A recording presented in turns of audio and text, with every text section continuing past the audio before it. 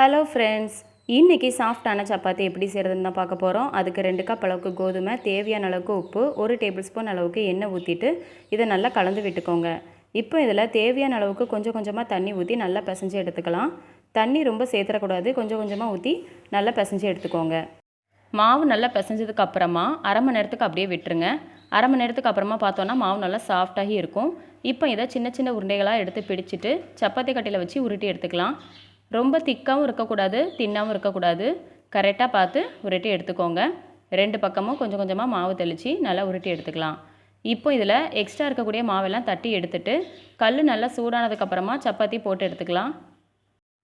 கரண்டியை வச்சு நம்ம லைட்டாக அழுத்தம் கொடுத்தோம்னா மாவு நல்லா பொங்கி வரும். உங்களுக்கு பார்த்தாலே தெரியும் பாருங்கள், மாவு நல்லா பொங்கி வருது. இப்படி வந்தால் சப்பாத்தி ரொம்ப நேரத்துக்கு நல்லா சாஃப்டாக இருக்கும்.